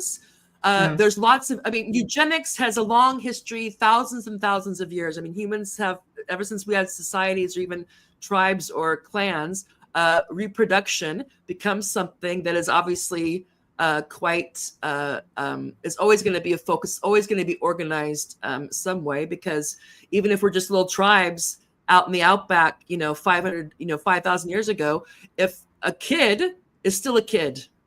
Mhm. Yeah. So anyway, but I'm not banging on him. I just want to use this as an example because No. Well, listen. I mean, the idea Nazis, that other Hungarians, people had to have abide by our standards because of what we know today, they didn't know that then. And the idea that like animal husbandry had been around for thousands of years. So I mean, the idea that an agrarian society, which it was, and that agrarian society imported most of its ideology from British society, which had already decided that the different classes were different breeds of people, right? Yeah. So they well, you hear that word all the time. you know where the term the term cracker comes from? It comes from cracker of wind, because the British, before they even sent us over here, they said, these underclasses that keep on filling up our cities because, we've basically made farming impossible because of technological advancement, because of budding capitalism, basically. Proletarianization, Wade. Streets. They are not even. We could at least use crap for fertilizer. These people aren't even worth that. They are just the wind between our cheeks. They call them crackers, and that's the original origin. That is the origin of the word cracker. So this idea that there were waste people that had to be deported. By the way, guess who we are? We're the deported people. Yeah. They sent those crackers overseas because they couldn't stand them over here. Yeah, and they put them on. They were having to be wasteland, because at the time the the Americas, they thought it was all just bogs and just garbage land. So they thought they were just sending us off to die on garbage land. It wasn't even about money. Yeah, I don't know enough about that, but I and I'm not saying you're wrong. I'm saying what I do know is that colonialization of the 13 original colonies. Yeah, there were adventurers and all that stuff, but it was also, they had too many people. Right, it was a class hanging out in the cities in the UK. So they were totally cool, and of course, if you're over there and you're having a hard time in the cities in the UK, and then you're told like, hey, you can have some land, you can go over here, and if you can settle part of this land. Of course, people are going to go for that. Well, beat starving in the streets. It was not ended up being bad for the Indians, of course, but it was. Right. No, absolutely. But there's the by the way, the citation for that, because I do have a citation. The book is called White Trash. It's a history book by Nancy Eisenberg. Highly suggest it, because it will 100 like it makes sense. They were already doing this. They were already putting people. So the Eugenics project, before it was even considered eugenics, was, and they were doing this in Europe too. They were pushing all of these underclasses straight into the worst possible land, where there was almost no nutrition and no way to survive. And these people would become stunted, and they would become genetically or epigenetically, they would be deformed.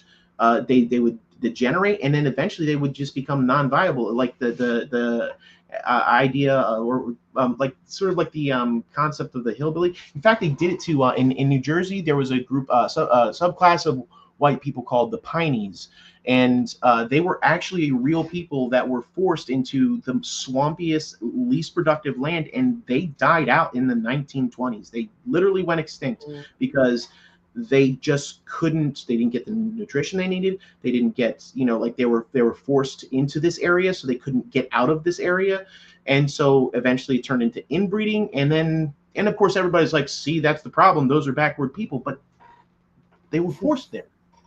They were forced there, and they were made inferior. Yeah. So and I know that. Yeah, and I know that that we're supposed to recoil at Foucault, and some of that Foucault deserves, and some of that is how he's been utilized. But when it comes to eugenics, I think at least his vocabulary can be quite useful, because he had this thing, and I can't remember when it was, when he was like, he used make live and let die. So you'd have certain parts of the population or certain geographical areas where the state and the elites and whatnot would be quite keen on keeping things going well, you know. And then there'd be other areas where it's not always overt, like you're just going to go and kill everybody. You're just kind of like, well, whatever, you know. We're just here, attrition. we're here about, like, let's give what, you know, we're really concerned about this area thriving, but these areas we're not like trying to kill them, but we're just kind of like, so it's like make live, it's attrition. That's what it is. Yeah, generational attrition. And now people are saying, well, maybe we've gotten into the area, especially when you maybe we're getting in, if we get into barbarism, or maybe we're already there, we just don't realize it yet, that it's going to go from make live and let die to let live and make die. But that's more dark. Well, right. I mean, that's the full transition, right? That's the full that's the full fascism. That's the full plunge, right? That's because I mean, sure, I would say that we're probably living in, you know, exactly what you're talking about, the dark times of, like, you know, let die, you know, make live, let die, and you know, I'm sure it's gonna get worse, but yeah, I don't see how they can really push it any further than what it already is. Well, that's a fantastic segue, Wade, because now we're going to get into the child free. We're going to get how this is sold to us as freedom, progress, and liberation, and good times. But what is your schedule like? How are you doing for time? I definitely have to go.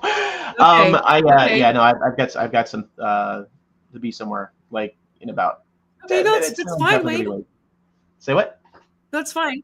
You have to let me know, yeah. So if so you need to exit then. I always do that. But yeah, Sorry, I can come back some other time if you like. Yeah, but you need to leave now. Is that true? Yeah, with very shortly, if at all possible. Very short. Wade. I know. Too nice. Like, you was a Midwesterner.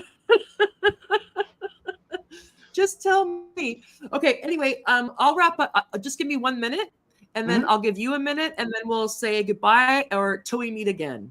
Yeah? Right on. Okay, so I just want to say that just very quickly, and because it's also because an article I need to finish, but you might notice because of so are you okay, Wade? Yes. You might notice because of the whole J.D. Vance thing when he said childless cat lady, and everyone started to go crazy and saying how child free they were, but this was before that, this notion of being child free. So you're not childless, but you're child free. So this gets you see this everywhere. So here's Mary Claire, it's child free, and then you have communities now helping you feel connected, inspired, and fulfilled on your child free journey. You have even this is Red May, Wade. The ACP has to talk to these people, or if they'll even talk to you. But that it's been sold also on the left that the family as such is an oppressive, regressive, conservative structure. So we're not talking about Engels saying looking at the limitations of the bourgeois family and wanting to sublate out of that. But the people who are saying that the family, and basically what this comes down to me, is they think any responsibility is an oppression, and also you have the feminists.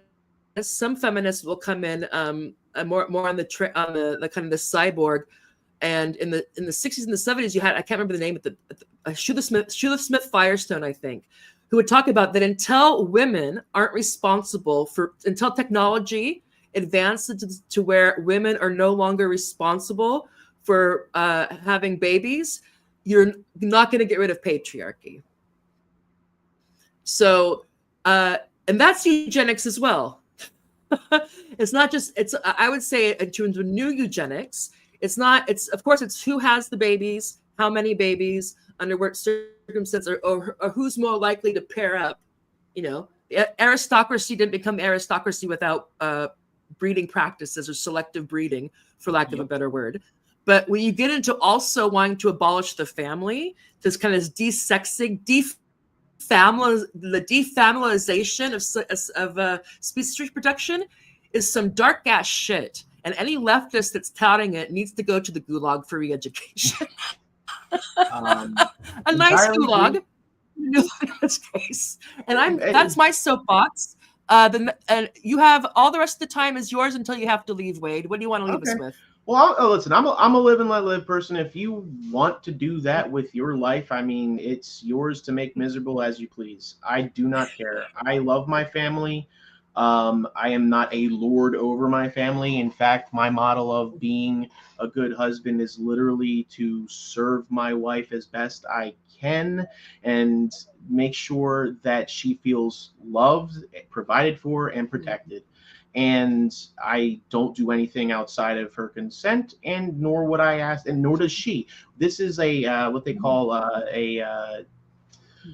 not to get too religious about it, but a covenant, right? The covenant is just a promise that you make, and that's what marriages are. I promise to love my wife. I promise to keep her, needs and her person ahead of my own, and that's what I do, and she does the same. That to me seems perfectly acceptable, and to be honest with you, it's pretty darn fulfilling.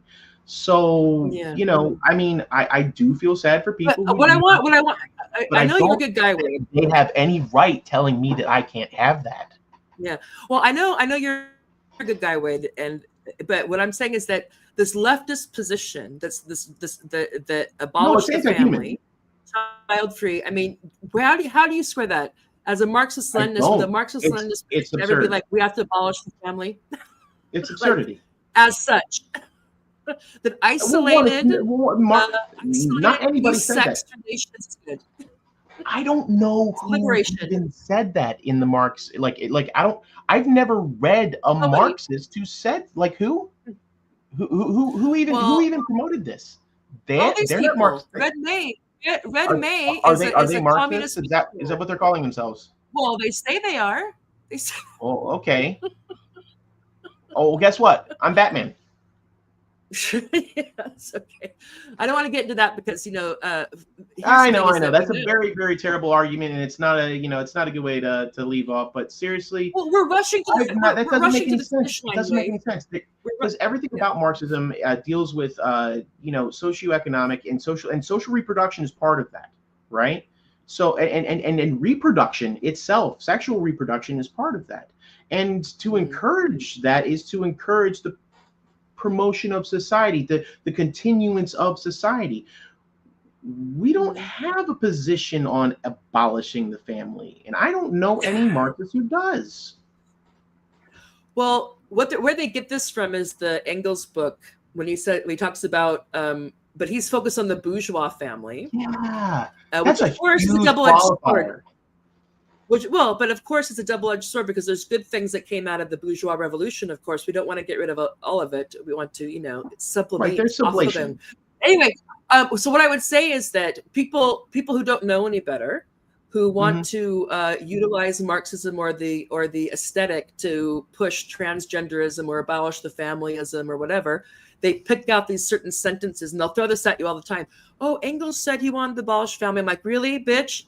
And I mean that like in a man or a woman. I'm like, you can show me that, and let's read what happened. But the page before and the page after. Right. But also, of course, being good Marxists. Yeah, and we put our Marxist hat on. We'd be like, what they're saying is that the family is also a historical institution. So the family, 5,000 years ago, is not the same as it is under different conditions. Yeah. Right. So when we talk about, the historical materialism also shifts the family. Yeah. There used to be extended family was big, not just in other places, but also here, I mean, in terms of living really in the same place as your parents. I got an extended family. Yeah. So people think that they don't understand what they're saying is that what that argument is that the family as it is now, as a political economic institution, and of course, then you have the love and the hate and the the sex and the this and all kinds of stuff going on in families. That, of course, if you go from capitalism to something else, that institution is going to be a different kind of family. And we would hope in a positive way. Yeah. Not by in a saying positive way. we're going to have all the kids, and that would not be the dystopian thing about having the kids in that eco thing. I don't consider this freedom. And even though I had 3 kids and it wasn't fun because one was bigger than the next, and they were all like 10 days late. Sure. And I was in Holland, and Holland doctors are the antithesis of American doctors. I always wanted painkiller. I never got it because they were like, wait. And then they'd be like, oh, you're too far along. So to push all those big babies out without thing. But this is not liberation. Not having any obligation put on you by a partner or a kid or a parent, and everything kind of bureaucratized and technologified and Wall-E'd. That is not what I'm about. You know what this looks like to me? Anti-technology. It looks like neo-aristocracy. Okay, can you say a bit more about that before you bounce? Yeah. So, I mean, back in the day, the woman was beneath taking care of her children. So she had the nanny or the maid. I mean, nobody ever took responsibility for the raising of their own kids. And it was always the responsibility of the underclasses, the people below and beneath them, to do such pedestrian things. And this is taking it one step further. It's taking zero responsibility for the procreation that you're engaging in. And it's saying, listen, I'm so beneath doing any kind of labor whatsoever that I will outsource this to a pod. And that's aristocracy. That's the aristocratic mentality. And that's why it's gross to me. Well, and since the police are now coming to you get have me, to. I'm going to... Okay, Wade, thank you very much. Let me put up I have this. Yeah, so people, you can go follow Wade. This is his X account. And also it's in the video description. Wade, thank you so much. I appreciate this was fun. I like you via DM and in person. So check out Wade. Again, I'll say Wade is not a medical doctor. I'm not a medical doctor. And even though he's a proud ACP member, all his opinions here were just Wade's opinions and research findings. They're not, as of yet, they're not official policy of the party. All right. Thank you, Wade. See you next time. Thank you. All right. Bye. Bye. All right, everyone. That was Wade, first-time guest on Morbid Symptoms, helping us get through what we're calling, or tentatively calling, the new eugenics, talking about fertility, LGBTQIA plus inflation or ever expansion, and the desexing of reproduction. And he talked a lot about the nutrition and diet and the various things that could go into affecting someone's libido. Rather than considering it to be bespoke identities to be celebrated and marketed and commodified and medicalized or all that type of thing. This is a huge topic. We'll be talking on it more. This is just kind of a foray. Please do like, subscribe, share, etc. What am I on? I'm on YouTube. Or are we on YouTube, Rumble, X? Normally, I would stay on now and go through some of the questions and comments. But speaking of children, I need to tend to mine. If you have any the best thing to do, since I won't see it right now, is to, if you have something really, if you have a question that you really want to ask me or Wade, or a comment that you really want us to see, you can, the best way to do that is through, well, you can send it to my Substack and do it that way, free subscriptions, or put it on X, and I will do my best. Any good faith comment, I will do my best to respond to. But if it's just to trash me or Wade, or to say something, that's just beyond the point, then don't expect a response. But any good faith response, and that could be a critical one, we are cracked vessels. I certainly don't have any kind of monopoly on the truth or the best way to see things. So everybody, thank you for tuning in. See you next time. Please do like and subscribe, and I will put up the information now for where you can do that. And take care.